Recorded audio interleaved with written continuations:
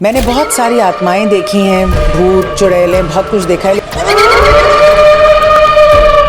सुशांत की स्पिरिट ने सिर्फ मुझे चूज नहीं किया, बहुत सारे लोगों को चूज किया। बहुत सारे पॉडकास्ट में देखेंगे कि लोग कह रहे हैं कि हमने सुशांत सिंह से बात करी है। आत्मा 13 दिन के लिए अंदर बाहर होती रहती है, इसीलिए कहते हैं कि 13 दिन में आपको उनकी जो बहुत पर्सनली यूज चीजें होती हैं उन चीजों को हटा देना चाहिए।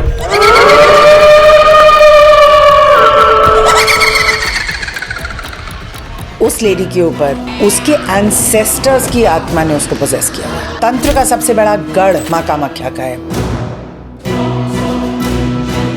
यहाँ पर हर कोई नहीं आ सकता। अगला मोदी जो भी होगा वो उसकी स्पिरिट कैसी होगी? डायनामिक होगी, बहुत एक्शन ओरिएंटेड होगी, हार्ड हिटिंग होगी, पर्सनालिटी एग्रेसिव होगी। 2025 में इंडिया का सुपर पावर बनना शुरू हो जाएगा और by 2029 India will be considered to be a super power. I am so surprised कि इन लोगों को ये नहीं पता कि अगर आप किसी पे वशीकरण कराएंगे तो उसके बाद आपका क्या होगा।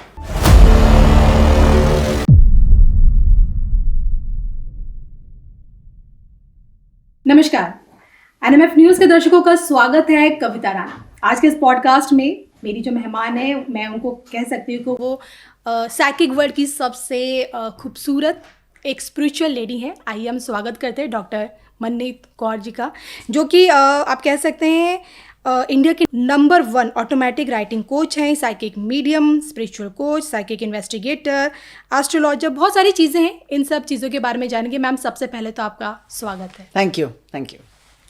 देखिए, आपका जो इंट्रोडक्शन है उसमें जो सबसे पहले आता है automatic writing coach, psychic word से जिस तरह से आप लोगों की प्रॉब्लम सॉर्ट आउट करती हैं, इन्वेस्टिगेटर भी हैं जी। तो राइटिंग का मतलब मैं समझना चाहूँगी सबसे पहले, ये है क्या? कविता, ऑटोमेटिक राइटिंग का मतलब है कि हम अपने स्पिरिट गाइड से या अपनी हायर कॉन्शियसनेस से या यूनिवर्स के किसी पार्ट से कनेक्ट करके एक ऐसी पॉसिबिलिटी अपनी लाइफ में लाएं जो अभी तक हमें पता नहीं है कि एग्जिस्ट करती है। जैसे अभी जब भी आप हमें कोई प्रॉब्लम होती है तो हम अपने माइंड से उसका आंसर निकालते हैं या ज़्यादा से ज़्यादा किसी से पूछ लेते हैं आपका क्या ख्याल है इस बारे में। लेकिन ये दोनों ही चीज़ें गलत हो सकती हैं और ज़रूरी नहीं है कि हमारी सोल पर्पस के लिए ये चीज़ें सही हूँ। मैं आपको एक एग्जांपल देती हूँ। सपोज़ किसी को अपने बच्चे को यूएस भेजना है पढ़ने के लिए और वो पर्सन बहुत सिंपल फैमिली से आता है और उसको बहुत डर भी लगता है। एक मिडिल क्लास फैमिली में लोगों को लगता है कि क्या हमें ये करना चाहिए, बच्चा सेफ होगा नहीं होगा, स्पेशली अगर लड़की है। तो पहले वो अपनी हिस्ट्री देखेंगे, हमारे में से तो कोई नहीं गया। फिर वो अपने माँ बाप से पूछेंगे, वो कहेंगे नहीं क्या करना है यहीं पढ़ा लीजिए। लेकिन अगर वो अपने स्पिरिट गाइड से पूछेंगे तो हो सकता है स्पिरिट गाइड्स बोलें कि आपका पर्पस ऑफ लाइफ, ये जो आप इस जीवन में आए हैं, आपका पर्पस ही हिम्मत दिखाना है। पिछले जन्मों में आपने हिम्मत नहीं दिखाई, करेज नहीं दिखाई, तो करेज दिखाने के लिए आपको अपने बच्चे को यूएस ज़रूर भेजना चाहिए। लेकिन ये हम आपस में बात करके तो इस कंक्लूजन पे नहीं पहुंचे। तो हमारी जिंदगी के लिए जो सबसे हाईएस्ट लेवल का ज्ञान है, जो हमारी आत्मा के लिए भी अच्छा है, जिससे हम अपना पर्पस भी मीट कर सकते हैं, उसको ऑटोमेटिक राइटिंग कहते हैं। और इसमें हम अपनी थर्ड आई को खुलते हैं और उसके थ्रू वो एक ब्रिज बनता है हमारे और भगवान के बीच में। तो मेरे पास जो ऑटोमेटिक राइटिंग के स्टूडेंट्स आते हैं वो भगवान शिव को चैनल करते हैं, साईं बाबा को चैनल करते हैं और उनकी चैनलिंग्स या उनकी कही हुई बातें कॉपी पे लिखते हैं। तो हम इसको ऑटोमेटिक राइटिंग इसलिए कहते हैं क्योंकि ये राइटिंग ऑटोमेटिकली हो रही है, जो भगवान हमें बता रहे हैं। माइंड से राइटिंग नहीं हो रही। अगर आप कोई कहानी लिखेंगे तो आप मन से सोच के लिखेंगे, दैट इज़ योर माइंड। लेकिन अगर आप ऑटोमेटिक राइटिंग करते हैं तो आप एक गूढ़ ज्ञान को पेपर पे लिख रहे हैं। और ये चीज़ मैंने 9 साल पहले सिखानी शुरू की थी, जब इंडिया में कोई भी नहीं सिखाता था। और इस साल हमारे 70 बैचेस पूरे हो जाएंगे, 70 बैचेस, जिसमें पूरी दुनिया से लोग आते हैं। साइकिक वर्ड की आपको क्वीन कहा जाता है और आपके ज़्यादातर पॉडकास्ट में जो कहा जाता है कि आप आत्माओं से बात कर लेती हैं और वहीं एक मीडियम है जो आप एक आम आदमी की जो डे टू डे लाइफ जो उसकी प्रॉब्लम्स उसको सॉर्ट आउट भी कर लेती हैं। लेकिन अगर बात आपके थोड़े से अतीत में जाए तो आप कॉर्पोरेट वर्ल्ड में भी हायर पोजीशंस पे काम कर चुकी है। तकरीबन मोर देन 19 ईयर्स का आपको एक्सपीरियंस रहा है। तो मैं जानना चाहती हूँ कि एक अलग ज़िंदगी से एक दूसरी ज़िंदगी में कैसे आप इन्वॉल्व हो गई, क्या एक आपकी ज़िंदगी का कौन सा टर्निंग पॉइंट रहा? मुझे बहुत पहले एक एस्ट्रोलॉजर ने कहा था कि आपकी लाइफ का फर्स्ट पार्ट और आपकी लाइफ का सेकंड पार्ट मैच ही नहीं करेगा, ऐसा लगेगा आप किसी और का जीवन जी रही हैं। तब तो मैं बहुत हंसी थी उसके ऊपर, मैंने कहा ऐसे कैसे हो सकता है, इतनी प्लानिंग से करियर बनाया है, इसी में रिटायर होंगे वगैरह वगैरह। लेकिन ये एक नियर डेथ एक्सपीरियंस से हुआ।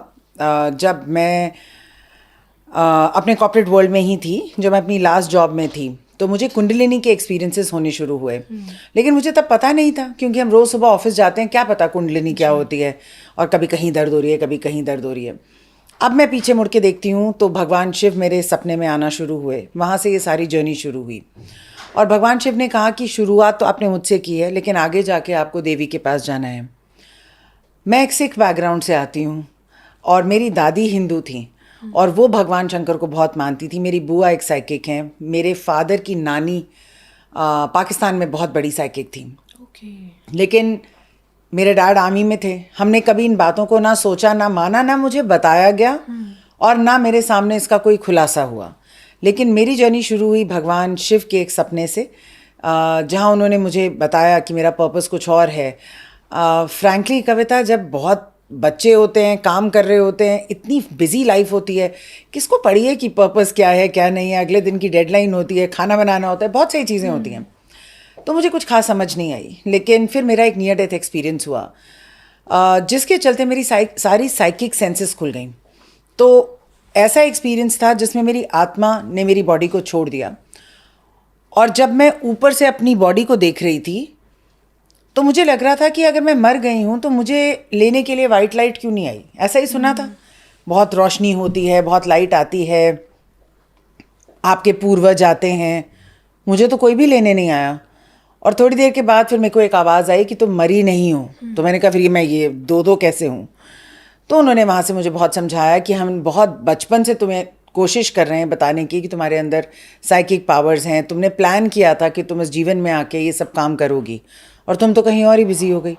तो मैंने कहा अगर ये सब सच था तो मुझे कोई गुरु क्यों नहीं मिले, या मुझे तब कुछ क्यों नहीं हुआ। तो उन्होंने कहा क्योंकि ये आपके प्लान का पार्ट नहीं था, आपको खुद से ही करना था। तो मैंने कहा फिर आप मुझे किसी धार्मिक परिवार में पैदा करते, बिल्कुल साइंस लेड परिवार, और मेरे पेरेंट्स सारे धर्मों को मानते थे, कोई क्लू नहीं था। वहाँ से मेरी जर्नी शुरू हुई, और वहाँ से मेरे सारे साइकिक सेंसेस खुले। तो कुछ कुछ शर्तें उन्होंने मेरे आगे रखी, मैंने उनके आगे रखी।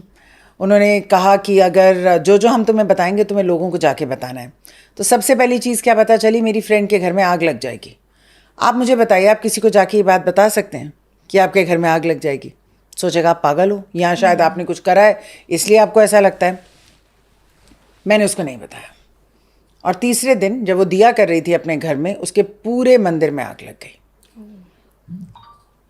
अब मैं ये भी नहीं कह सकती थी कि मुझे पता है, तो मुझे समझ में आया कि मुझे इन्फॉर्मेशन अपने तक नहीं रखनी। फिर मैंने एक इंटरनेशनल एजेंसी के साथ काम करना शुरू किया, जहाँ पे वो लोग किडनैप्ड गर्ल्स को ढूंढते थे। तो एज ए साइकिक आप क्या कर सकते हैं, आप कहीं पे भी बैठ के इस दुनिया में कोई भी होने वाली घटना को एक्सपीरियंस कर सकते हैं। पर वो एक्सपीरियंस मेरे लिए इतना पेनफुल था, मैंने उस एजेंसी के साथ 1.5 साल काम किया, और मेरा सक्सेस रेट 60% था। मतलब 10 केसेस में से 6 में मैं बता देती ये लड़की कहाँ पाई जाएगी। अब कभी कभी वो जिंदा होती थी, कभी कभी नहीं होती थी।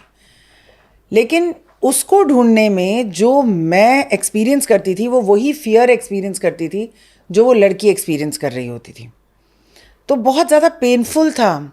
जो लोग कहते हैं मिसिंग लोगों को ढूंढते हैं, इसलिए अब मैं नहीं ढूंढती मिसिंग लोगों को, मैं ये काम मैंने बंद कर दिया। क्योंकि मिसिंग इंसान को ढूंढने के लिए वो सब चीज़ों के थ्रू जाना पड़ता है जिसके थ्रू वो गया होगा, क्योंकि आपकी साइकिक सेंसेस उसको ऐसे ही फॉलो कर पाती हैं। जैसे एक डॉग होता है, अगर हम उसको कुछ स्मेल कराते हैं, फिर वो हंटर डॉग फिर वो वहीं जाता है जहाँ उस इंसान को ले जाया गया होता है। वैसे ही आपकी इंट्यूशन भी वहीं जाती है, और आपको पूरी फीलिंग्स होती हैं। तो ये नियर डेथ एक्सपीरियंस था जहाँ से ये सब चेंज हुआ। और जब मैंने इस एजेंसी के साथ काम किया और काफ़ी अच्छे सक्सेस रेट के साथ काम किया, तो मुझे पता चला कि मेरा पर्पस ऐसे पूरा होगा। फिर भी मैंने काफ़ी साल लगाए, क्योंकि इट्स वेरी इजी टू से कि मैं आपका फ्यूचर बता दूंगी, ये बहुत बड़ी रिस्पॉन्सिबिलिटी भी होती है। लोग टूल से बताते हैं, टैरो यूज़ करते हैं, एस्ट्रोलॉजी यूज़ करते हैं। अब मैं सोल एस्ट्रोलॉजी यूज़ करती हूँ बहुत सालों के बाद। उससे पहले मैं सिर्फ अपने इंट्यूशन से बताती थी। मैंने टैरो डेक खरीदा, वो कार्ड खोल के क्या कहने वाला होता था मुझे पहले ही पता होता था, इसके नीचे ये लिखा हुआ है। तो फिर मुझे रियलाइज़ हुआ कि मुझे इसकी ज़रूरत नहीं है। अगर मैंने ट्रेडिशनली स्पिरिचुअलिटी सीखी होती, ट्रेडिशनली हीलिंग सीखी होती, तो tarot is a great tool, astrology is a great tool. लेकिन अगर आप यहाँ पे आपकी इंट्यूशन है और आपको पहले ही पता है, तो आपको नीचे की सीढ़ियों की ज़रूरत नहीं है। और ये इंट्यूशन जो है कविता, मेरी पास्ट लाइफ से आ रही है, क्योंकि मैंने इस लाइफ में तो कुछ ऐसा प्रैक्टिस किया ही नहीं, ना कोई मंत्र चैंटिंग की। गॉड गिफ्टेड है, मेरे पिछले जन्मों का प्रारब्ध कर्मा है। वहाँ मैं इतना कर चुकी हूँ ये कि वो एक लेवल पे करके तो आप मेरी मृत्यु क्या हुई बता होगी। सकते हैं कि किस तरह की इंट्यूशन आती है? अगर कोई भी चीज़ होती है, आंखें बंद करते तो आपको दिखने लग जाता है। देखिए 5 तरह के सेंसेस होते हैं हमारे, साइकिक सेंसेस। एक में दिखता है, एक में सुनाई देता है, एक में स्मेल आती है। जब एक टीचर होता है या एक मास्टर होता है, जैसे कि मैं हूँ, अभी मैंने आपको बताया मैं 70 बैचेस पढ़ा चुकी हूँ इस वर्कशॉप के, तो हम सबके सारे सेंसेस खुले हुए होते हैं। तो बहुत बार ऐसा होता है कि जब मैं कहीं जाती हूँ तो मैं अंदर ही नहीं जा पाती, क्योंकि मेरे गाइड्स मुझे अंदर ही नहीं जाने देते। तो जैसे ही मैं आपके ऑफिस में आई, मुझे बहुत अच्छा लगा, मैंने कहा ये तो बहुत अच्छी जगह है। जब हम अंदर आ रहे थे और वो सीढ़ियाँ थीं, तो मैंने कहा हमें यही चढ़नी होंगी, और अनामिका और मेरे ड्राइवर ने कहा नहीं, बिल्कुल भी नहीं, ऐसा नहीं हो सकता, ऐसे हमें यही चढ़नी है। फिर हमने सपने से पूछा, सपने ने कहा हाँ मैम ऐसे जाना है। तो बहुत छोटी छोटी चीज़ें होती हैं, आपको पता होता है, नोइंग से पता होता है, देखने से पता होता है। अभी जब मैं आपके पास आ रही थी, हम एक होटल में रुके थे। जब हम वहाँ पे गए अंदर और एक कमरे में गए, तो वहाँ पे मैंने कहा यहाँ तो बहुत सारे लोग हैं, बाद में आते हैं। वो बहुत सारे लोग नहीं थे। ओके, उस रूम में, उस वॉशरूम में थे। जी जी जी। तो मेरी कोलीग ने कहा मैम, और मुझे लगा कि उसके आगे ऑलरेडी 2 लोग खड़े हैं, तो मैं इनको छोड़ के कैसे जाऊं। वो एक्चुअली लोग नहीं थे, वो आत्माएं थी। तो यानी कि हम आत्माएं देख लेती हैं? हाँ। ओके। और कभी कभी बहुत मुश्किल हो जाता है, बिकॉज पता नहीं चलता कि कौन सी आत्मा है, और क्योंकि देख के बिल्कुल ऐसे ही लगते हैं जैसे हमें। ओके, तो अब जब आपने आत्माओं का जिक्र छेड़ ही दिया है, तो देखिए हर किसी के मन में एक जिज्ञासा होती है। देखिए मैं मानती हूँ कि मृत्यु अटल सत्य है, लेकिन फिर भी हम डरते हैं। लेकिन हर इंसान आज की डेट में जानना चाहता है कि मृत्यु आने से पहले के 24 घंटे कैसे आभास हो जाता है कि भाई इस बार तो जाना है, और मृत्यु जब हो जाती है उसके बाद के 24 घंटे, दोनों की पिक्चर आज आपसे जाननी है। मृत्यु के 24 घंटे पहले नहीं, मृत्यु के कम से कम 2 महीने पहले से इंसान को पता होता है कि वो मरने वाला है। अच्छा, पहले आभास हो जाता है? सबको आभास हो जाता है। कई लोग बिल्कुल एक नींद की स्थिति में होते हैं, जिसको हम कहते हैं कि कॉन्शियस नहीं होते, अवेयर नहीं होते, और कई लोग काफ़ी जागरूक होते हैं, तो उनको पहले ही पता चल जाता है। मेरी एक फ्रेंड के फादर की अभी हाल ही में डेथ हुई है। उन्होंने नॉर्मली सुबह उठ के अपनी सारी विल लिख के, बहुत सारे चेक साइन करके, बहुत सारी चीज़ें तैयार करके, बिल्कुल नॉर्मल, कोई दर्द नहीं हो रही, कुछ नहीं हो रहा, और उसी रात को उनको अचानक से हार्ट अटैक आया, and he was not able to make it to the hospital. तो कैसे किसी को पता होता है? सबसे पहले इसका आभास हमें अपने माइंड से ही हो जाता है। आप नोटिस करेंगे कि लोग कहने लग जाते हैं कि ये दिवाली अच्छे से कर लेते हैं, और मन में सोचते हैं क्या पता अगली दिवाली हो या नहीं हो। ये एक बहुत बड़ा साइन होता है। तो जो साथ वाले लोग होते हैं, अगर आप ध्यान से सुनेंगे किसी की भी बात, तो आपको पता चलेगा कि ये बातें लोग करना स्टार्ट कर देते हैं, लेकिन वो अवेयर नहीं होते कि वो ये बातें कर रहे हैं। जैसे लोग फाइनेंशियल प्लानर्स को बुला के, कुछ लोग फाइनेंशियल प्लानर्स को बुला के कहते हैं कि 18 तक जितना आप कर सकते हैं, मेरा बच्चा जब तक 18 का होगा, जितना आप कर सकते हैं आप कर लीजिए। क्यों? जब वो 20 का होगा तो क्या आप नहीं होंगे? लेकिन वो उसी नंबर पे अटक जाते हैं। कई लोग 50 में कहना स्टार्ट कर देते हैं कि 50 हो गया, बस अब इसके आगे जी के क्या करना है। Where is it coming from? बाकी लोग तो नहीं कहते। तो मैं इस बात को मानती हूँ कि लोगों को पता चल जाता है 24 घंटे पहले से। तो बहुत सारे साइंस आने लग जाते हैं। आपकी सांस जो है या तो बहुत तेज़ चलने लग जाती है या बिल्कुल हल्की हो जाती है। आपको ऐसा लगता है कि मैं लेटूं तो लेटा ही रहूं, आंखें बंद करूं और सिंक करता जाऊं। लोगों को कम से कम 7 दिन पहले से अपने पेरेंट्स, अपने पूर्वज दिखने लग जाते हैं। उनको लगता है कि कोई हमें लेने आया है। अच्छा, कई बार वो ये भी नहीं समझते कि लेने आए हैं। वो कहते हैं कि हमें मम्मी दिख रही हैं या हमें बहुत सारे लोग दिख रहे हैं, ये क्यों हैं यहाँ पे। तो ये आभास हो जाता है लोगों को बहुत भूख या प्यास लगनी कम हो जाती है। और जो बहुत वाइज लोग होते हैं ना कविता, जैसे मेरे एक पूर्वज थे जिन्होंने कहा जगह खाली कर दीजिए, मुझे नीचे लेटना है। उनको नहीं पता था क्या हो रहा है, पर वो लेट गए और उन्होंने कहा मेरे हाथ में दिया रख दीजिए। Within 3 minutes he died of a silent heart attack. Okay. आभास सबको हो जाता है। और एकदम 24 घंटे के बाद क्या होता है, शुरू में तो आत्मा वहीं रहती है कुछ टाइम तक, और उसके बाद जैसे मैंने आपको बताया एक पोर्टल खुलता है, ऐसे जैसे एक दरवाज़ा खुलता है। बहुत वाइट लाइट होती है उसमें, या कह लीजिए बहुत रोशनी होती है।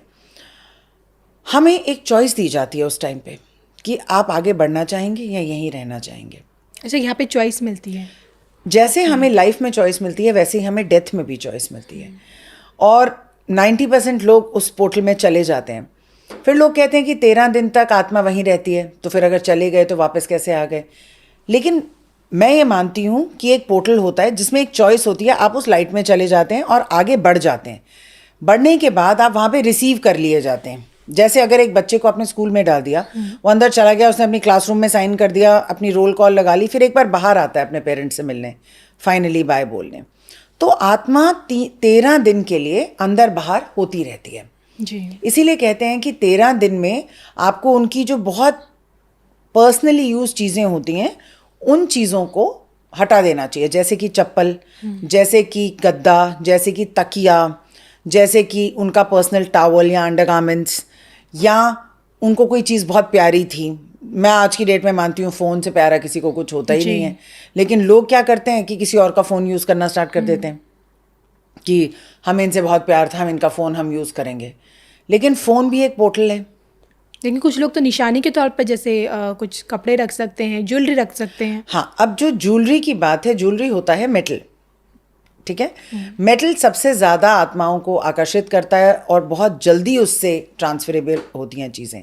तो अगर किसी के कपड़े और ज्वेलरी आपको रखना है तो पहले उसको 1 साल के लिए किसी कबर्ड में या लॉकर में रख दीजिए, उसके बाद आप उसको यूज़ करें जब वो एनर्जी उसमें से निकल जाए। तब तक आत्मा के आने के वापस चांसेस होते हैं। तो वो 24 घंटे में आत्मा उधर ही होती है, एक बार जाती है फिर आती है और अपने लव्ड वंस को देखती है, अपनी चीज़ों को देखती है और वहाँ से फिर आगे बढ़ती है। ये तो आपने बताया कि जैसे कोई मर जाता है तो उसकी चीज़ें नहीं रखनी चाहिए, 13 दिनों का बताया। लेकिन देखिए ना, हम काशी जाते हैं मोक्ष की प्राप्ति के लिए, महाकुंभ है 140 साल बाद आया मोक्ष की प्राप्ति के लिए। तो ये आत्माओं के सफ़र में मोक्ष की प्राप्ति का क्या कॉन्सेप्ट है? देखिए, जो वैदिक नॉलेज है वो रिलीजियस तरीके से अलग से बताती है, लेकिन जो साइकिक नॉलेज है और जो स्पिरिचुअल नॉलेज है वो ये कहती है कि मोक्ष का मतलब होता है कि जन्म और मृत्यु के बंधन को छोड़ देना। मोक्ष doesn't mean going into the light. Light में तो 90% लोग चले ही जाते हैं। जो आत्मा नहीं बनते, जो प्रेत योनि में नहीं जाते, वो लाइट में चले जाते हैं। पर लाइट का मतलब वो फिर से जन्म लेंगे, द थ्योरी ऑफ रीइंकार्नेशन, जो भगवत गीता भी बताती है जी। तो जब आप वापस जन्म लेंगे तो इसका मतलब आप मोक्ष तो नहीं मिला आपको। ये कहने की बात है कि प्लैनेट्स ऐसे अलाइंड हैं।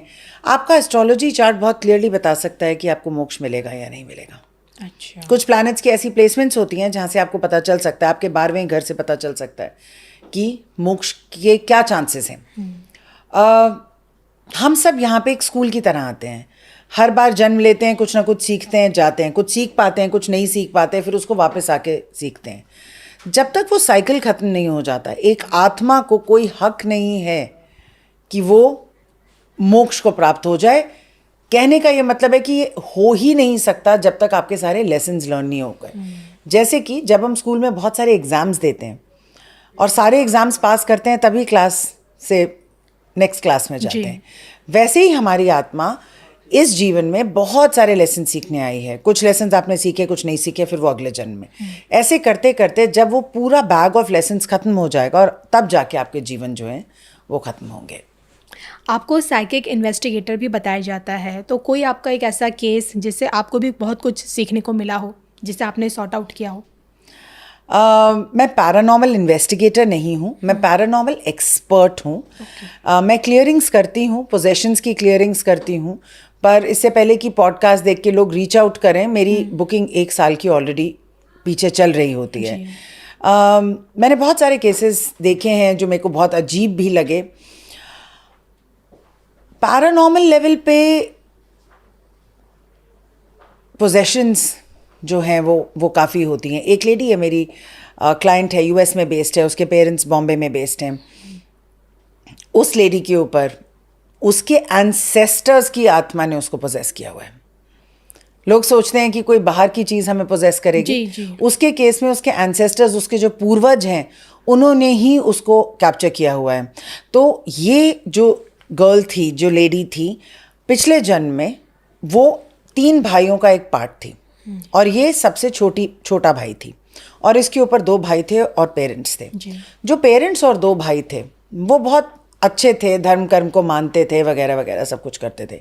और ये जो सबसे छोटा भाई था वो कुछ नहीं करता था और उसको लगता था कि ये पैसे जो हैं, काफ़ी पावरफुल और वेल्दी फैमिली थी और उसको लगता था कि ये पैसे मुझे मिलने चाहिए।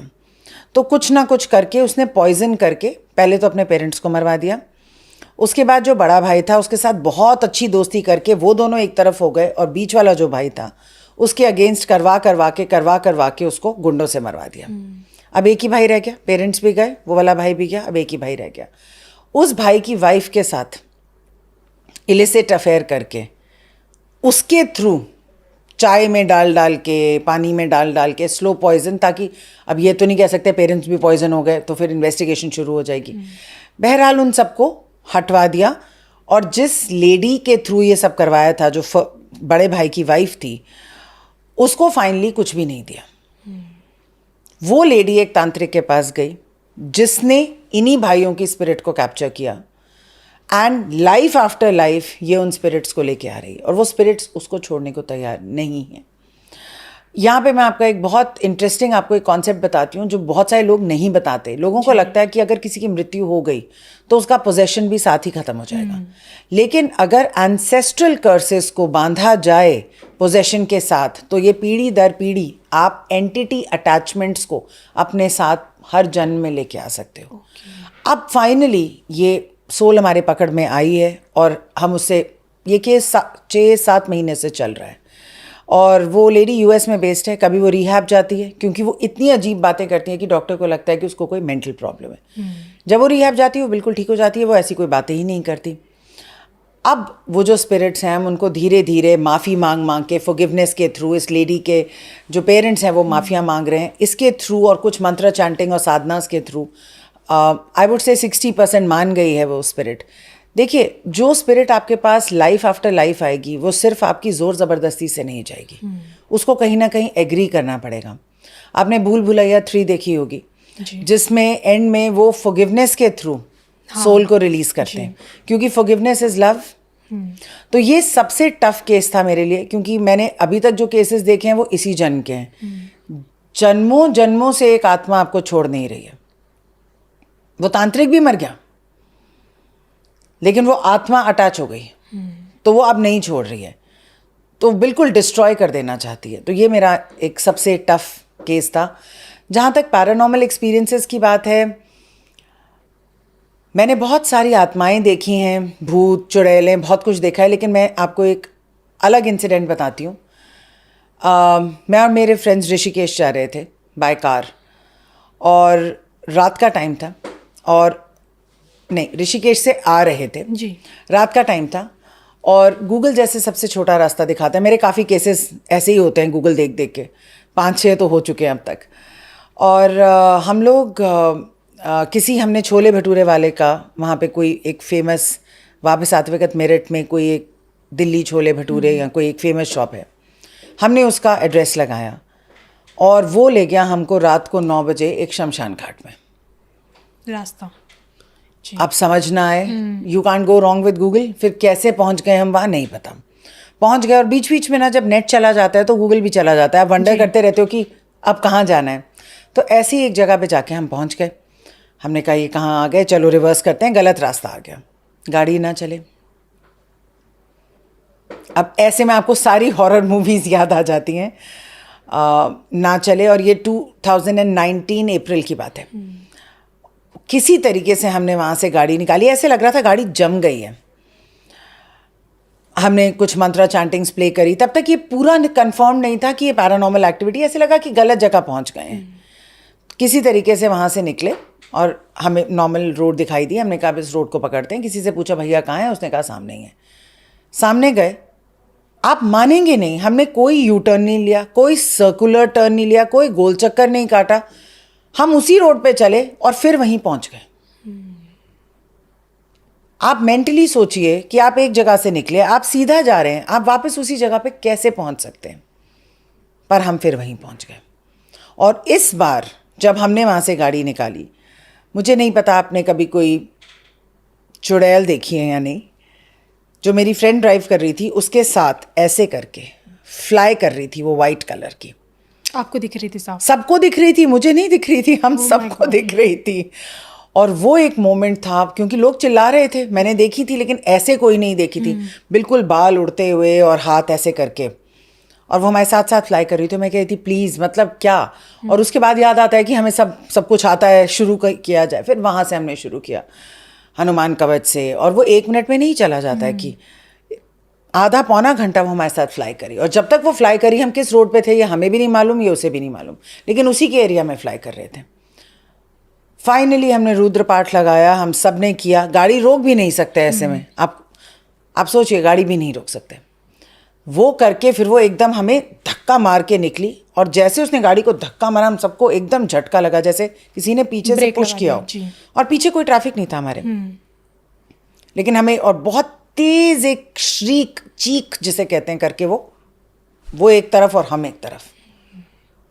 और वहाँ से हम पहले सबसे हमने टेंपल ढूंढा, हम वहाँ गए, हमने जो मर्जी हम कर सकते थे। अब रात को आपको पता है टेंपल्स बंद होते हैं इस टाइम पे, लेकिन हम वहाँ पहुँच के सांस ली, पानी वानी पिया। बहुत देर के बाद होश आया, और फिर हमने किसी को बोला कि आपकी गाड़ी के पीछे पीछे लगाएंगे, दिल्ली की जो गाड़ियाँ जा रही थी, किसी को रिक्वेस्ट करके फिर हम वापस आए। आपके इसी इंसिडेंट से जुड़ा एक सवाल मेरा ये है कि जब कोई ऐसा इंसान इस तरह की सिचुएशन में आ जाता है जहाँ वो अकेला हो और कुछ आत्माएं उसे घेर ले, चाहे वो ईविल आत्मा हो, तो उस टाइम ऑन द स्पॉट उसे क्या करना चाहिए? माँ काली का मंत्र, या तो वो क्रीम क्रीम क्रीम बोलना स्टार्ट कर दे, या फिर ओम ऐम ह्रीम क्लीम चामुंडाय विचे। ओके, मंत्रों का जाप। मंत्रों का जाप। कई बार जो लोग इन चीज़ों पे विश्वास नहीं करते, लेकिन उनके साथ चीज़ें हो रही हैं, और जब उसका आभास होने लगता है, वो डरने लगते हैं। तो क्या कुछ ऐसे आप कह सकते हैं कि सिम्टम्स हैं जिनसे पता चल सकता है कि भाई हाँ, कुछ चीज़ें हैं मेरे साथ जो पैरानॉर्मल है? सबसे पहले तो अगर आपके साथ कोई चीज़ होगी तो आपको इंट्यूटिवली सबसे पहले पता चलेगा। प्रॉब्लम ये हो जाती है कि जब हमारी इंट्यूशन होती है तो इंसान सोचता है कि ये तो कुछ नहीं है, ये मेरा वहम है। सबसे पहले ही गलती ये है। तो आप वहम ना समझें, आप उसी समय किसी स्पिरिचुअल कोच के पास जाएं, किसी साइकिक के पास जाएं और वेरीफाई करा लें क्या मेरा कोई ऐसा पीरियड चल रहा है। क्योंकि जब हमारे एस्ट्रोलॉजी में कुछ ऐसे पीरियड्स चल रहे होते हैं तो हम ज़्यादा ससेप्टेबल होते हैं, या हमारा मून ही वीक है, या हमारा 8वां घर लोडेड है, या कुछ ऐसे कॉम्बिनेशंस बन गए हैं जिसकी वजह से ये टाइम चल रहा है। ठीक है, तो आप वहम ना सोचें। सेकेंडली, आपको कुछ भी अपने बारे में अननेचुरल लगे, जैसे कई लोगों को आवाज़ आती है मर जा मर जा मर जा, नहीं पहले तू मर जा मर जा मर जा। एक क्लाइंट मेरे पास आया था जो कहता था मुझे ऐसा सुनाई देता है। मैंने कहा ऐसा क्यों नहीं सुनाई देता, मैं मर जाती हूँ। अगर मैं अपने आप को बोलूँगी तो मैं यही बोलूँगी मैं मर जाती हूँ। आपको कोई थर्ड पर्सन बोल रहा है मर जा, क्योंकि वो मेरे पास आके उसने मुझे कहा मुझे सुसाइडल थॉट्स आ रहे हैं। मैंने कहा अच्छा कैसे? मरने जैसे। अब यहाँ पे तो आपको कुछ पता नहीं चला, आपको लगा सुसाइडल आ रहे हैं, आपने डॉक्टर को देखा, हाँ आपने डिप्रेशन की दवाई ली, हाँ। फिर आप पूछेंगे कि फिर मैंने उनसे पूछा आपको एग्जैक्टली कोई आवाज़ आ रही है? हाँ आवाज़ आ रही है। आवाज़ क्या आ रही है? मर जा। इसका मतलब someone is giving the command कि मर जा। अगर किसी को अपने थॉट्स आएंगे तो आएंगे मुझे मर जाना चाहिए। Understanding the difference. तो जो पैरानॉर्मल एक्सपर्ट्स होते हैं वो आपको ये डिफरेंस बता देंगे। तो मैंने कहा कि जब मैं कपड़े सुखाने जाती हूँ तो जब मैं ऐसे देखती हूँ 12th फ्लोर से तो वो मुझे कहती है कूद जा बहुत मज़ा आएगा, कूद जा बहुत मज़ा आएगा।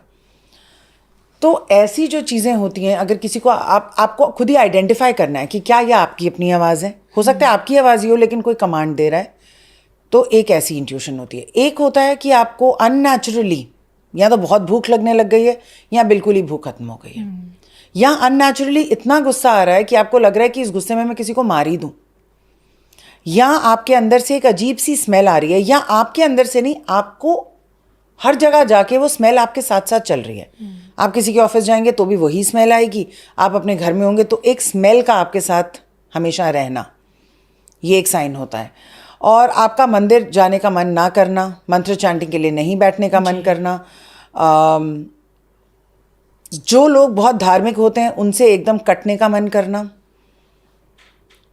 और बहुत ज़्यादा हर चीज़ को छोड़ देने का मन करना, या मुझे अंधेरे में रहने दो, लाइट से सूर्य में जाने में प्रॉब्लम, धूप में नहीं जाने का मन करना, ये सारे साइंस जो होते हैं ये इग्नोर नहीं करने चाहिए। इनमें से अगर 2 साइंस भी आपके हैं तो just to be very sure आप दिखा दीजिए एक बार। कहते हैं कि precaution is better than cure, ठीक है ना। तो प्रिकॉशंस के तौर पर अगर कोई इंसान जानना चाहे क्या इन चीज़ों में जाना ही नहीं है, कभी ये चीज़ें हमें छुए भी ना, तो ऐसे में क्या स्टार्टिंग से खुद से क्या प्रिकॉशंस लेना चाहिए व्यक्ति को अपनी डे टू डे लाइफ में, अपनी लाइफ में उन चीज़ों को फॉलो करना चाहिए? डेफिनेटली आधा घंटा आपको पूजा करनी चाहिए, चाहे आपको अच्छा लगे ना लगे, आपको आधा घंटा पूजा करनी चाहिए। हम सब एक्सक्यूजेस निकालते हैं, बच्चे हैं, फैमिली है, जिम्मेवारी है, लेकिन आधा घंटा एक मिनिमम टाइम है जो आपको पूजा करनी ही चाहिए। और इसमें या तो आपको दुर्गा कवच करना चाहिए, या हनुमान कवच करना चाहिए, या माँ काली का कोई मंत्र करना चाहिए, और इसको नियमित रूप से करना चाहिए। अगर आप जीवन भर नहीं कर सकते तो कम से कम इसको 365 डेज, 1 साल ज़रूर करें, ताकि उसका कोई इफ़ेक्ट आपके ऊपर हो। 1.25 लाख मंत्रों का उच्चारण कहते हैं मंत्र को सिद्ध कर देता है, लेकिन वो इजी मंत्र होते हैं। जो उग्र मंत्र होते हैं उनको कम से कम 3.25 लाख बार आप करें। अब आप इसको डिवाइड कर सकते हैं, एक टारगेट बेस्ड प्रैक्टिस बना लेंगे तो आपको भी इंकरेजमेंट रहेगी कि देखिए 1.25 लाख का माइलस्टोन मैंने हिट कर लिया वगैरह। दूसरी चीज़ जो हमें हमेशा करनी चाहिए, जब भी हम बाहर से आते हैं, हमें अपने आगे, जैसे हम डोरबेल बजाने वाले हैं उस टाइम पे हमें 3 तालियां बजानी चाहिए, अपने आगे और अपने पीछे और अपने लेफ्ट साइड पे और राइट साइड पे। तो अगर कोई भी चीज़ आपके साथ चिपकी हुई आ रही होगी तो वो नहीं आएगी। पहले के टाइम में आपको याद होगा कि लोग पैर धो के अंदर आते थे, आंगन होता था। अब आंगन नहीं है लेकिन बाथरूम तो है, या अगर आपकी कोई बालकनी है, कोई आंगन है, इंडिपेंडेंट हाउस है, तो आप अपने जूते तो कम से कम हाथ में ही लेके आइए। बाहर भी रख नहीं सकते, लक्ष्मी जी के साथ अन्याय हो जाएगा ये तो आप अपने जूते जहाँ पे भी शू रैक में रखते हैं वहाँ रखिए। उसके बाद सीधा बाथरूम में जाइए, या तो नहाइए और या अपने कम से कम हाथ, मुंह और पैर नमक से धोइए, तो आप कुछ भी एनर्जी अपने साथ अंदर नहीं ला सकते। तीसरी चीज़, हमेशा पानी में गंगा जल मिला के उसका छिड़काव करिए। नहाने के पानी में कोई जड़ी बूटी मिला के, या कभी दूध मिला के, कभी काला तिल मिला के, हनुमान जी के नाम से पहला स्नान आप वहीं से शुरू करें, पहला पानी जो आप अपने ऊपर डालते हैं। शावर से नहा रहे हैं तो कोई बात नहीं, आप नमक अपनी बॉडी पे रगड़ सकते हैं और फिर नहा सकते हैं, और नहाते वक्त आप हनुमान जी का स्मरण करते रहें। तो कोई भी अगर ऐसी चीज़ आपके साथ चिपकी हुई होगी तो उतर जाएगी। इसी के साथ क्या कुछ ऐसे लक्षण हैं कि फैमिली को दिखने लगे या आपको भी दिखने लगे कि अगर कोई स्पिरिट आपको पोजेस कर लेती है, तब कैसे पता चले? आप बहुत डिफरेंट बिहेव करने लग जाएंगे और आपके अंदर कोई बड़ी अजीब सी, या तो एक विड्रॉल आ जाएगा, आप दुनिया से कटना स्टार्ट कर देंगे, आपको बहुत तेज़ गुस्सा आने लग जाएगा, आपकी खाने की आदतें बदल जाएंगी। अगर आप शराब नहीं पीते तो आपको पीने का मन करेगा, नॉनवेज नहीं खाते तो खाने का मन करेगा, आप अजीब अजीब सी मूवीज़ की तरफ आकर्षित होंगे, हॉरर मूवीज़ देखने का आपको मन करेगा, कुछ आपकी आदतें ऐसी चेंज होंगी। अगर आपके करीबी लोग आपके साथ कुछ सालों से रह रहे हैं तो आपको एकदम बता देंगे। इन सब के बीच आपके एक पॉडकास्ट था जिसमें आपने सुशांत सिंह का भी जिक्र किया था, सुशांत सिंह राजपूत का, और उसमें तो देखिए आपने बहुत सारी चीज़ें बताई थी। तो मैं ये आपसे जानना चाहती हूँ कि दर्शक जानना चाहते हैं कि आखिरकार सुशांत के स्पिरिट ने आपको ही क्यों चूज़ किया? सुशांत की स्पिरिट ने सिर्फ मुझे चूज़ नहीं किया, बहुत सारे लोगों को चूज़ किया। बहुत सारे पॉडकास्ट में देखेंगे कि लोग कह रहे हैं कि हमने सुशांत सिंह से बात करी है। कोई भी जब मीडियम होता है कविता, तो उसकी साइकिक सेंसेस ओपन होती हैं। जो आत्माएं होती हैं वो बहुत हज़ारों लोगों में से देख पाती हैं कि अच्छा इसका एंटेना खुला है, मतलब इनके पास जाके हम बात कर सकते हैं। तो केवल मेरे से बात नहीं की, उन्होंने बहुत लोगों से बात की है, और वो ये चाहते हैं, and I am using the present tense here, कि लोग उनके ऊपर किताब लिखें। वो ये चाहते हैं कि उनके साथ जो हुआ वो सबको पता चले और लोग इसके लिए पकड़े जाएं और लोगों का खुलासा हो। कुछ हद तक एक सेंटिमेंट ने, मीडिया ने इसकी हेल्प भी करी थी और इस कॉज को काफ़ी आगे तक वो लेके गए थे, लेकिन फाइनली उन आवाज़ों को दबा दिया गया, चीज़ों को बंद कर दिया गया, इन्वेस्टिगेशंस आगे नहीं हुई, और ये हम सब जानते हैं कि क्यों। तो वो उसकी जो आत्मा है वो भटक रही है ये कह के कि मेरे साथ इतना कुछ हो गया। लोग चाहते भी हैं लेकिन एफर्ट कोई नहीं करना चाहता। हम सबको थ्रेटनिंग मेल्स आती हैं, मेरे ऑफिशियल ईमेल आईडी पे अभी भी आती हैं। अब देखिए आप तो इन चीज़ों में है ही इन्वॉल्व। आपसे जानना चाहूँगी, जैसे मैं जानती हूँ कि एक पॉजिटिव होती है तो एक नेगेटिव, दोनों एनर्जीज हमारे इस इन्वायरमेंट में एग्जिस्ट करती हैं जी। तो ऐसे में क्या स्पिरिट्स में भी कुछ अच्छी स्पिरिट्स होती हैं, कुछ नेगेटिव स्पिरिट्स होती हैं? ओके, जो अच्छी स्पिरिट्स होती हैं वो तो लाइट में चली जाती हैं। कभी आपका ऐसा रहा है कि किसी अच्छी स्पिरिट ने आपकी कहीं कोई मदद की हो? बहुत बार। उनको हम स्पिरिट गाइड्स कहते हैं। वो हमारे पूर्वज भी हो सकते हैं। बहुत बार की है मदद। बहुत बार जब मुझे कभी रिजर्वेशन नहीं मिल रही होती या फ्लाइट टिकट्स नहीं मिल रही होती, बहुत बार मुझे अपनी मॉम की आवाज़ सुनाई देती है और वो कहती है अच्छा ठीक है अब तुम जाके अपने काम पे फोकस करो, 1.25 घंटे के बाद अपने ट्रैवल एजेंट को वापस फ़ोन करना। ओके। और उतनी देर में उसका ही मैसेज आया हुआ होता है कि मैम मैंने ढूंढ लिया आपके लिए टिकट। स्पिरिट गाइड जो होते हैं वो अच्छी स्पिरिट्स होती हैं, और स्पिरिट्स वर्ड जब हम यूज़ करते हैं तो वो ये सब योनि की स्पिरिट्स होती हैं, आत्माएं वगैरह। और हम सबके स्पिरिट गाइड्स होते हैं और हम सबके स्पिरिट गाइड्स हमारी हेल्प भी करते हैं। आपने देखा होगा कि बहुत बार मैं इसको कहती हूँ बर्न्ट टोस्ट थ्योरी। आपने सुना है बर्न्ट टोस्ट थ्योरी के बारे में? इसका मतलब अगर आप ब्रेकफास्ट खा रहे हैं और आपका टोस्ट जल गया तो गुस्सा आएगा आपको फिर से टाइम लगेगा, फिर से आप टोस्ट बनाएंगे, फिर उसको खाएंगे। जो आपका एक्स्ट्रा टाइम लगा इस टोस्ट को बनाने में, उसमें भगवान आपको आगे या तो किसी एक्सीडेंट से बचा रहे थे या किसी और चीज़ से बचा रहे थे। तो जब भी आपको डिले हो जाए किसी चीज़ में, आप ऑफिस टाइम से ना पहुंच सकें या आपको कैब ही नहीं मिल रही हो, याद रखिए कि आगे कुछ ऐसा है जिससे आपके स्पिरिट गाइड्स और भगवान आपको बचा रहे हैं। ऐसा मेरे साथ बहुत बार हो चुका है। उसी रोड पे एक्सीडेंट होना जिसमें मुझे ट्रैवल करना था, और सिर्फ मेरे साथ नहीं बहुत सारे लोगों के साथ होता है। एक एयरक्राफ्ट था जिसमें काफ़ी साल पहले अजीब तरीके से उसमें आग लगी थी और केवल 2 सीट्स जो थी उसकी वो गायब हो गई थी, और केवल वो 2 सीट्स थी पूरी फ्लाइट में जो खाली थी और बाकी सारे लोग सेफ थे। तो जब उन 2 पैसेंजर्स से पूछा गया बाद में कि आप फ्लाइट पे क्यों नहीं आए, तो उन्होंने कहा हम आ ही नहीं पाए और हमें इतना दुख है, उस समय इतना गुस्सा हुआ, लेकिन वही 2 सीट्स थी जो उड़ के डिस्ट्रॉय हो गई। तो हमारे स्पिरिट गाइड्स कविता हर जगह पर होते हैं, हर जगह पर हमारे स्पिरिट गाइड्स होते हैं और वो हमारी तरह तरह से मदद कर रहे हैं, चाहे हमें दिखाई दे चाहे ना दे। बिल्कुल। अब मैं आपसे ये भी जानना चाहूँगी कि जो आपकी ये जो इंट्यूशन पावर है, जो आपकी ये गॉड गिफ्टेड जो साइकिक पावर है, तो इसके बेस पे कभी आपने सोचा है, कभी आपके माइंड में रहा है कि भाई आने वाला फ्यूचर हमारा कैसा रहेगा? जैसे मैं आपसे जानना चाहूँगी, जैसे कोविड का हमें कभी अंदाज़ा नहीं था कि इस तरह की महामारी आएगी, हमारी लाइफ में आएगी, हमारे अपनों से हमें पूरी तरह से बिछड़ जाएंगे। आपको कभी हुआ कोविड का कभी आभास इसके आने से पहले? हाँ, बहुत सारे लोगों को कोविड का आभास था और ये प्रिडिक्टेड भी था। कोविड वॉज प्रिडिक्टेड और अभी फिर से प्रिडिक्शन हो रहा है कि 2026 में भी एक ऐसी चीज़ आएगी जिसमें जो कोविड जैसी ही होगी लेकिन वो पानी के थ्रू फैलेगी।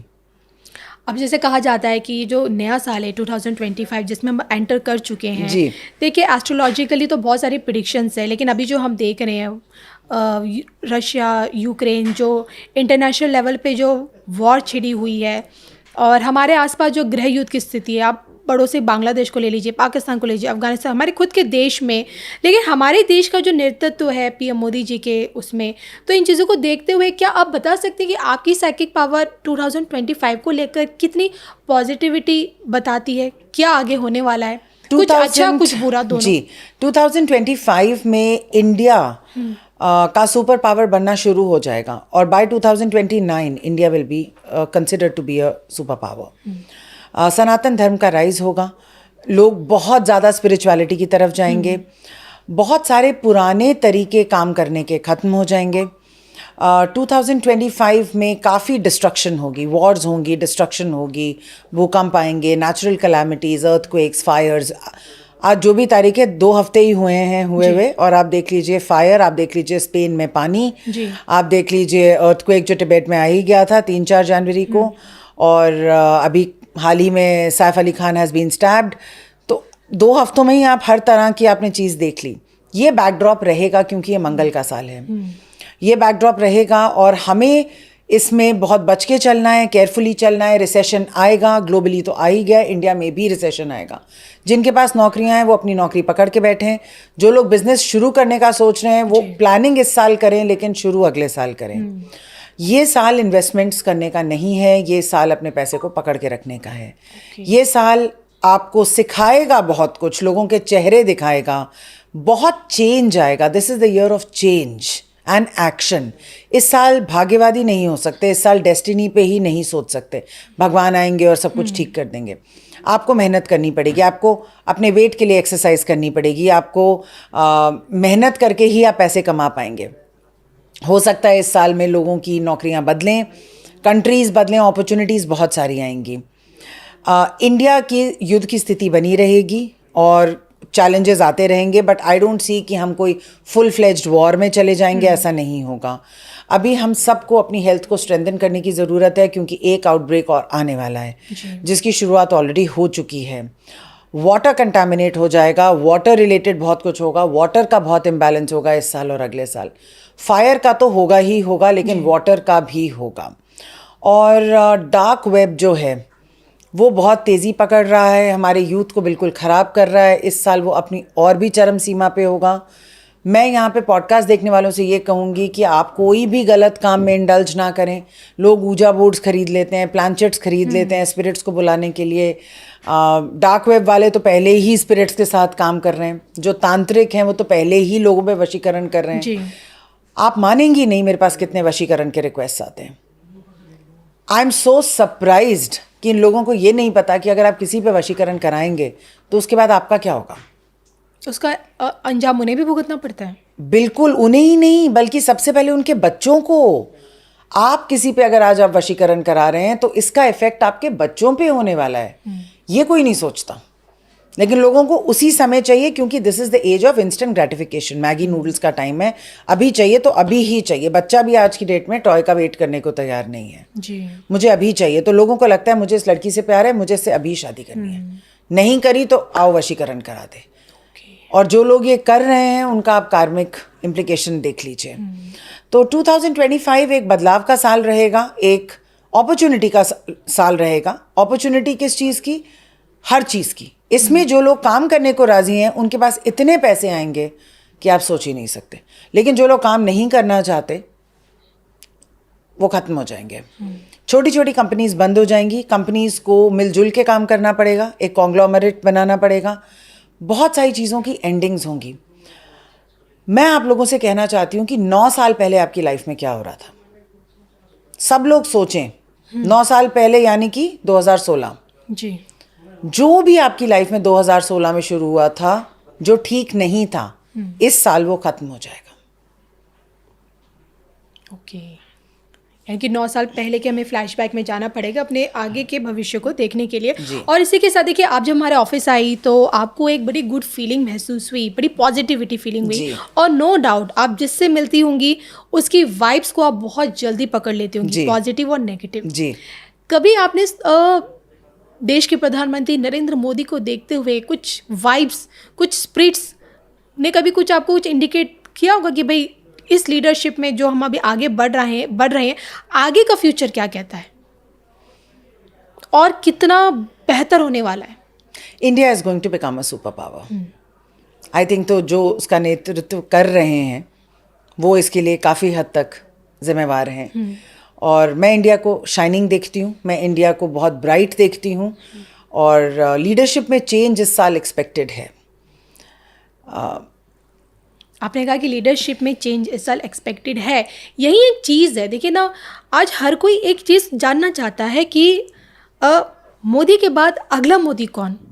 देखिए, मैं नहीं चाहूँगी कि आप नाम लें, मैं चाहूँगी जो भी होगा, अगला मोदी जो भी होगा, वो उसकी स्पिरिट कैसी होगी उसके बारे में आप बता बहुत सकते हैं? डायनामिक होगी, बहुत एक्शन ओरिएंटेड होगी, हार्ड हिटिंग होगी, पर्सनालिटी एग्रेसिव होगी।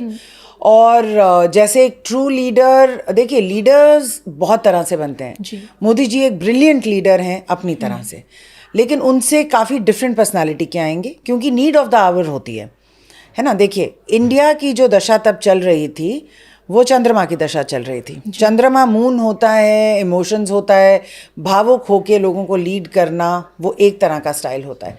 इंडिया की दशा चेंज होके अब मंगल की दशा आ गई है। मंगल एग्रेशन होता है, पुलिस, आर्मी, तो पूरा प्रशासन ही थोड़ा अब कड़क तरीके से चलेगा, डिसिप्लिन से चलेगा। जो भी आएगा उसकी पर्सनालिटी डिसिप्लिन्ड होगी, स्ट्रिक्ट होगी, अथॉरिटेरियन होगी, क्योंकि अब कंट्री की ये नीड है। तो कुछ शिफ्ट तो ज़रूर आएगा 2025 में। बिल्कुल। इसी के साथ मैं बात करना चाहूँगी कि अगर हम बात करें कि आपने कहा ना कुछ इस देश में होगा, 2025 में डिस्ट्रक्शन भी हो सकता है। कई बार ऐसे सवाल उठते हैं कि गृह स्थिति जैसा माहौल बनेगा, देश को बांटने वाले, कहीं से कोई वॉर, भारत पे किस तरह का हमला। भारत पे दबाव बना रहेगा। मुझे नहीं लगता कि फुल फ्लेज्ड हमला होगा, लेकिन दबाव बना रहेगा, कंपटीशन का दबाव बना रहेगा, हमारे जो दुश्मन देश हैं उनका बना रहेगा। तो हो सकता है कि हल्का फुल्का कुछ हो, पर फुल फ्लेज्ड वॉर के लिए तो मुझे नहीं लगता आज की डेट में कोई भी कंट्री करना चाहेगा, या जिस टाइप के रिसोर्सेज लगते हैं ऐसा लगता नहीं। I think the world is going into bio Wars, चाहे वो कोविड हो या चाहे वो जो नेक्स्ट चीज़ आने वाली है वो हो। ये आसान भी है, लॉसेस भी ज़्यादा लोगों को लगता है नहीं है, आर्मी को पूरा डिप्लॉय भी नहीं करना पड़ता, और जो उनका एम होता है वो हो भी जाता है। तो बायो वॉर्स में लोग ज़्यादा जा रहे हैं। आर्टिफिशियल इंटेलिजेंस बहुत राइज करेगा 2025 में। आज देखिए, आपने सुना होगा कि ना सिर्फ इंडिया में बल्कि बाहर के कंट्रीज़ में जॉब्स नहीं है लोगों के पास, है ना। अच्छे खासे पढ़े हैं, कुछ लोग तो कह रहे हैं हार्वर्ड में रह के भी जॉब्स नहीं है लोगों के पास। इंडिया में जॉब की सिचुएशन, ऑल्दो रिसेशन आएगा, लेकिन इंडिया की अपॉर्चुनिटीज़ बाकी कंट्री की अपॉर्चुनिटीज़ से बेटर होंगी। जितने भी लोग अपने बच्चों को बाहर भेज रहे हैं उनको वापस रिकन्सिडर करना चाहिए, because by 2029 India will be the super power. आप अपने बच्चों को वहाँ पढ़ाएं और उनको आके इंडिया में ही जॉब करनी पड़े, इसका कोई फ़ायदा नहीं है। और मैं पर्सनली ये मानती हूँ कि India has the best education to offer, if not the best then one of the best. तो ये जो एक्सोडस हो रहा है लोगों का बाहर के देशों की तरफ, ये बंद हो जाएगा और लोगों को रियलाइज़ होगा कि अपॉर्चुनिटी इधर है। यहाँ पे बहुत सारे entrepreneurs, businessman, India will be the land of opportunities and 2025 is the beginning of that. बिल्कुल, तो आपने फ्यूचर तो दिखा दिया है। अब बात करें, जो कि हम स्पिरिट्स पे बात कर रहे थे, स्पिरिट्स की बात आती तो तंत्र मंत्र की साधना उससे बिल्कुल तुरंत जुड़ जाती है। तंत्र मंत्र की साधना जहाँ बात आती है, वहाँ असम का कामाख्या क्षेत्र, उसकी चर्चा होने लगती है। मैं ना सिर्फ आपसे कामाख्या के बारे में जानना चाहूँगी, बल्कि इसके अलावा भी देश में वो कौन कौन से तीर्थ हैं जहाँ पे तंत्र मंत्र की साधना रही है और अभी भी होती है। इंडिया का सबसे बड़ा तांत्रिक कैपिटल माँ कामाख्या का ही है। बाकी बहुत सारे लोग जाते हैं, काली घाट भी जाते हैं, बहुत तंत्र सब जगह होता है, लेकिन जो कामाख्या है वो अगर 100 है तो बाकी 10 या 20 ही हैं। तो मेरा मानना ये है कि माँ कामाख्या के पास जो नीलांचल हिल है वहाँ पे बहुत तंत्र होता है और तंत्र की विद्या दी जाती है। अब देखिए, तंत्र एक फायर की तरह, एक आग की तरह है। आप इसको कैसे यूज़ करें ये आपके ऊपर है। आप इसको खाना बनाने के लिए भी यूज़ कर सकते हैं, किसी के घर में आग लगाने के लिए भी यूज़ कर सकते हैं। तो ये आप कैसे यूज़ करें ये आपके ऊपर होगा, लेकिन तंत्र का सबसे बड़ा गढ़ माँ कामाख्या का है। यहाँ पर हर कोई नहीं आ सकता। सबसे पहले तो 2 तरह के लोग वहाँ जाते हैं। एक होते हैं जो प्रेयर्स के लिए जाते हैं, माँ की ब्लेसिंग्स के लिए जाते हैं। हम एक आम आदमी लोग, एक आम आदमी, और दूसरे होते हैं जो वहाँ पे तंत्र सीखने जाते हैं। वहाँ जो अम्बुवाची होता है, वहाँ पे ऐसी साधनाएं होती हैं और वो ऐसे पावरफुल दिन होते हैं कि आपकी वर्षों की साधना और वहाँ पे किए हुए 4 दिन की साधना बराबर हो जाती है जी। तो लोग इसके साथ अपने तंत्र के गोल्स को बांधते हैं, और एनिमल सैक्रिफाइसेस होते हैं, पिजन के होते हैं, गोट के होते हैं। ऐसी कुछ जगहें अभी भी इंडिया में हैं जहाँ पे ह्यूमन सैक्रिफाइसेस होते हैं, आदमियों की बलि दी जाती है, ईस्ट में ही है। तो साधनाएं अपनी चरम सीमा पर होती हैं। आजकल जेन्युइन तांत्रिक कितने हैं ये किसी को नहीं पता। बिल्कुल। तो ये मतलब एक सोचने की चीज़ है, और अगर आप तंत्र में रुचि रखते हैं तो आप जाएं 10 महाविद्या की ओर, और आप उसको एक सौम्य तरीके से करें, बजाय इसके कि आप सैक्रिफाइस करके करें। क्योंकि अगर आपको वाम मार्ग पे ही जाना है तो क्या आपको प्रोफेशनल तांत्रिक बनना है, ये क्वेश्चन है। अगर आपको केवल तंत्र सीखना है for the blessings and protection, तो आप 10 महाविद्या की साधना कर सकते हैं। मैं 10 महाविद्या के बारे में आपसे ये जानना चाहती हूँ। देखिए शारदीय होता है, जब चैत्र, जब ये 2 नवरात्र आते हैं तो हम माँ दुर्गा के 9 रूपों को पूछते हैं। कात्यायनी, कालरात्रि, शैलपुत्री, ब्रह्मचारिणी, ठीक है, हम सब उन्हीं को पूछते हैं 9 दिनों तक।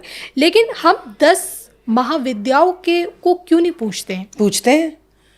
मेरे सारे 10 महाविद्या की वर्कशॉप्स उन्हीं 10 दिनों में होता है। ये आप पे डिपेंड करता है कि आप नवरात्रि में ये 9 रूप पूजेंगे, और 10वें दिन जो दशहरा होता है उस दिन बलि दी जाती है जी। तो लोग 10 महाविद्या को पूछते हैं। पहले दिन माँ काली, दूसरे दिन माँ तारा, ऐसे करके। तो पूरी 10 महाविद्यास को इन दिनों में पूजा जाता है। हमारी सारी वर्कशॉप्स, काली दरबार और अब काली कोड इन्हीं दिनों में होता है। काली कोड तो खैर 1 साल का प्रोग्राम है माँ काली के साथ जुड़ने के लिए, लेकिन 10 महाविद्यास की जो पूजा होती है वो वही लोग कर सकते हैं जो इन उग्र शक्तियों को हैंडल कर सकते हैं, जिनको इनकी समझ है, जो इनके मंत्रोच्चारण को समझते हैं, उनको गृहस्थ जीवन में कैसे लाया जाए ये समझते हैं।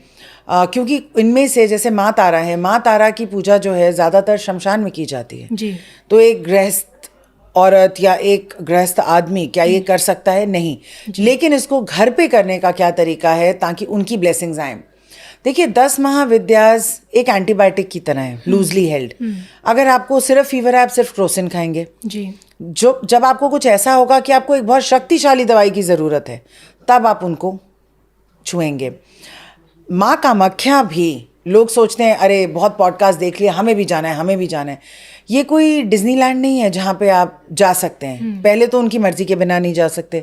दूसरा, अगर आप वहाँ जाके हो भी आए तो आपके जीवन पे कोई खास प्रभाव नहीं पड़ेगा जब तक आपको ये नहीं पता होगा कि वहाँ जाके करना क्या है, या क्या आपको वहाँ जाना भी चाहिए कि नहीं। क्या हर एक को माँ कामाख्या जाना चाहिए? जी नहीं।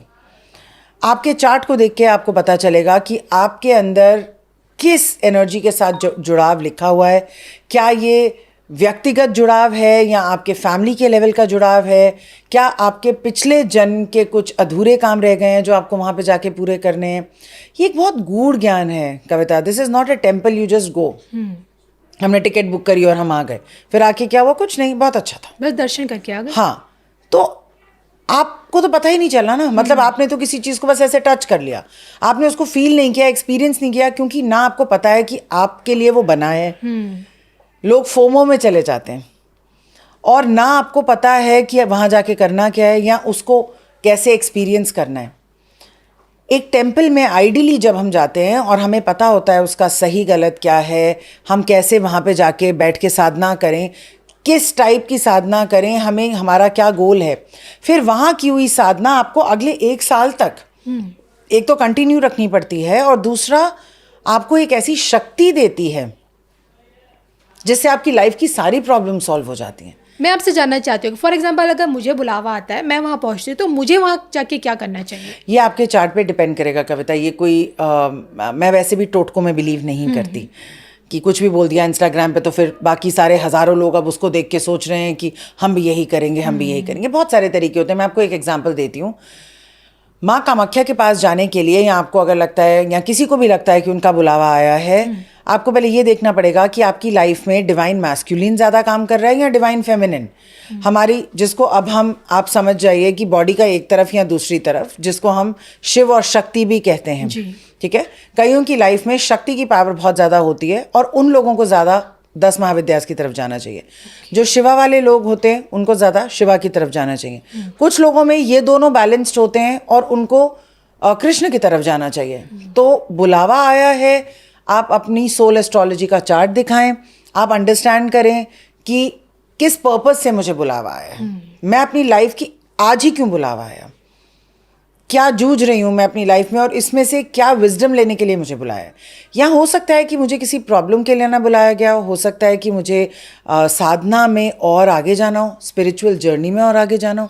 तो बहुत सारी चीज़ों को ध्यान में रखते हुए हमें, जैसे महाकाल, माँ कामाख्या, काली घाट, इवन केदारनाथ है ना, वो हम सोशल मीडिया की रील देके ढंडन ढंडन ढंडन पहुंच तो जाते हैं। बहुत लोग बहुत अच्छे एक्सपीरियंस से नहीं आते, बहुत लोगों को रास्ते में ही कुछ हो जाता है, बहुत लोग जाते हैं और आ जाते हैं, बस उनको जर्नी याद रहती है। क्योंकि आपका जुड़ाव कैसे है ये आपको किसी ने बताया ही नहीं। आप एक स्पिरिचुअल गुरु को सीख करें, अपना सोल एस्ट्रोलॉजी चार्ट दिखाएं, अपना लाइफ पर्पस जानें, ये देखें कि आपके आध्यात्म की जर्नी कितनी बढ़ रही है। क्या आप केतु की महादशा में हैं जिसकी वजह से स्पिरिचुअल चीज़ों की तरफ आपका झुकाव हो रहा है जी, रीज़न क्या है और करना क्या है, वो इंडिविजुअल टू इंडिविजुअल होगा। बिल्कुल। ये तो चलिए इंडिविजुअल टू इंडिविजुअल पैरामीटर्स पे आप बताया जाता है, लेकिन जब कोई इंसान इन जगहों पे जाता है, खासकर अगर माँ कामाख्या के वहाँ जाता है, तो क्या वो चीज़ आप बता सकती है कि वो चीज़ें तो बिल्कुल नहीं करनी चाहिए, वो मिस्टेक्स जो भूल कर भी नहीं करनी चाहिए?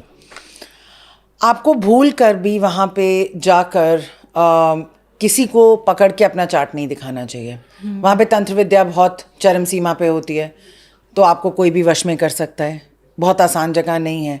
कोशिश करें अपने बच्चों को ना लेके जाने की। छोटे बच्चे वो एनर्जी हैंडल नहीं कर सकते, बच्चे सॉफ्ट होते हैं, तो बच्चों को कोशिश करके ऐसी जगहों पे नहीं लेके जाना चाहिए।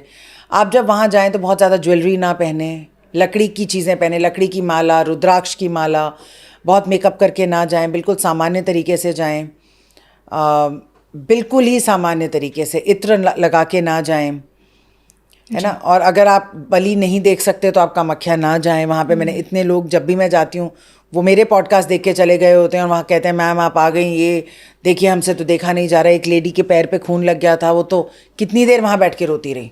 तो हर किसी के बस का नहीं है ये देखना या एक्सपीरियंस करना। तो अगर आपको बलि नहीं देखनी, आप उस एरिया में ना जाएं। आप कभी भी ऐसी जगहों पे अष्टमी के दिन ना जाएं, क्योंकि वो फिर वहाँ पे साधना और साधक वाला रूप होता है। पूर्णमासी अमावस्या पे अवॉइड करें। आप किसी ऐसे दिन जाएं जहाँ पे भीड़ कम हो, आप आराम से बैठ के अपनी मेडिटेशन कर सकें अगर आपको वहाँ करनी है। बहुत सारी जगहें होती हैं जैसे कि मेहंदीपुर बालाजी, जहाँ से प्रसाद नहीं लाया जाता वापस। जी जी। आप कोशिश करें जब ऐसी जगहों पे जाते हैं, जैसे आप माँ कामाख्या पे जाते हैं, आप ज़रूर एक सिल्क की साड़ी माँ को गिफ्ट करें, रेड एंड वाइट या सिर्फ रेड गिफ्ट्स लेके जाएं माँ के लिए, जिसमें इत्र ज़रूरी है होना। I think this is it.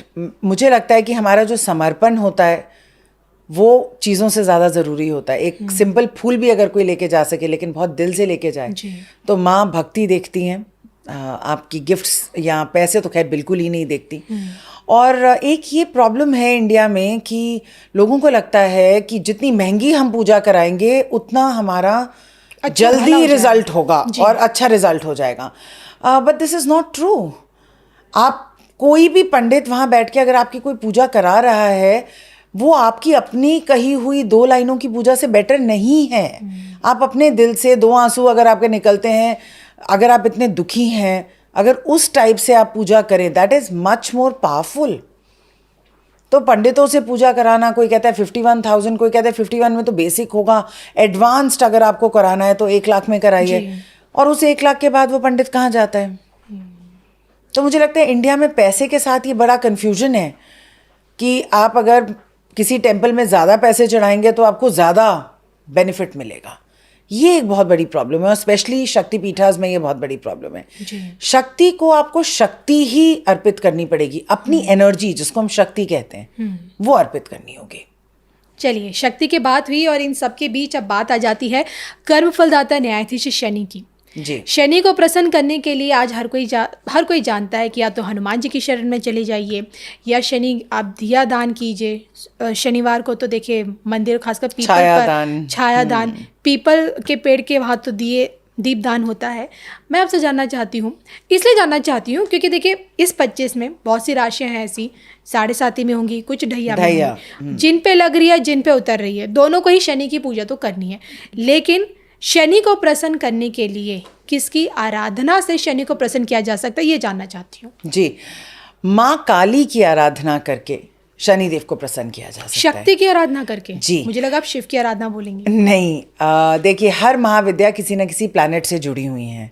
अच्छा। तो शनिदेव को अपीज करने के लिए जो उनकी चार्ज की डेटी हैं वो है माँ काली।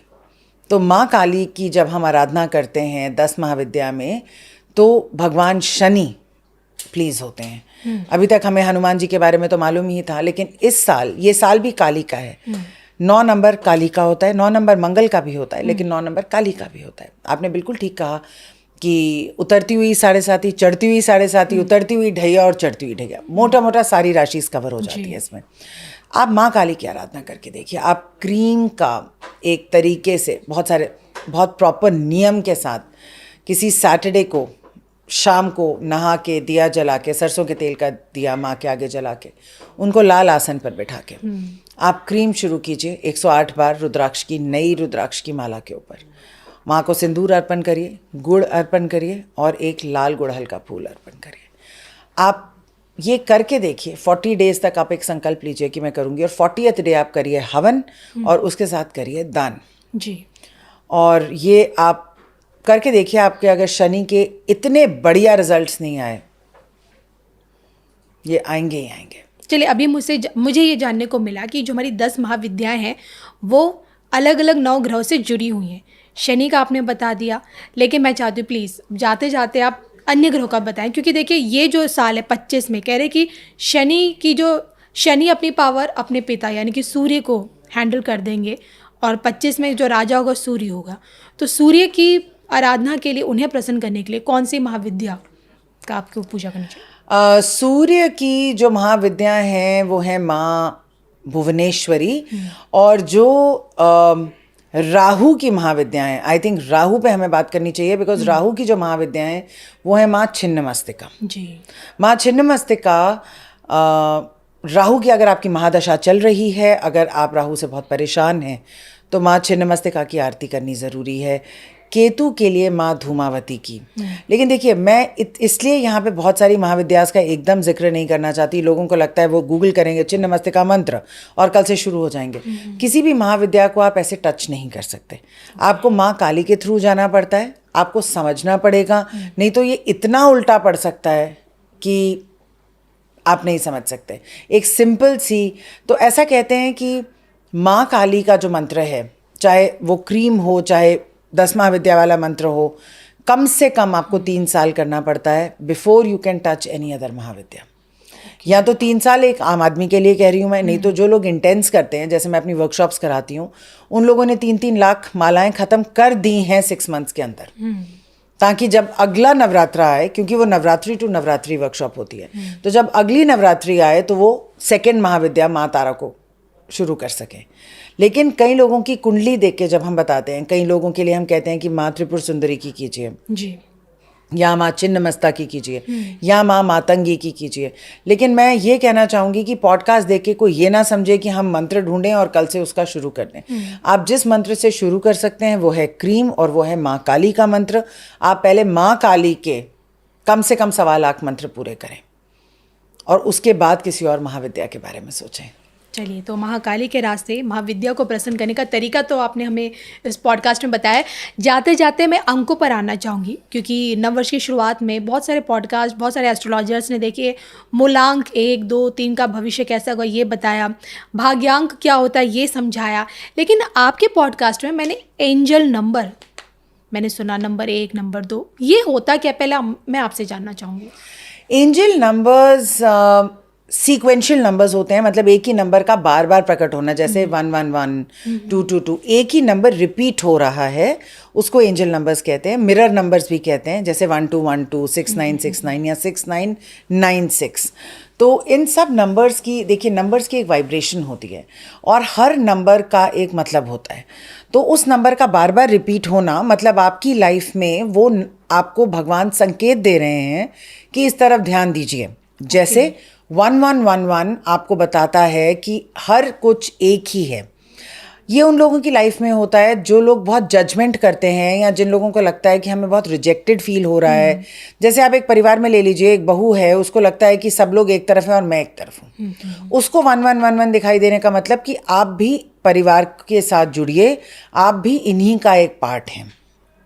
और 1111 ये भी कहता है कि आपकी स्पिरिचुअल जर्नी शुरू होने वाली है। आप ऐसी बुक्स पढ़िए, ऐसा कंटेंट देखिए, ऐसे पॉडकास्ट देखिए जिससे आप यूनिवर्स से जुड़ सकें। 222 जो नंबर होता है वो रिलेशनशिप्स का नंबर होता है, तो डेफिनेटली आप रिलेशनशिप्स में कोई ना कोई एडवाइस मांग रहे हैं भगवान से। और 2 कहता है कि आप अपने इमोशंस को बैलेंस करके रखें, पहले अपने आप से प्यार करें जी, और फिर आपकी लाइफ में मैं कुछ दूंगा।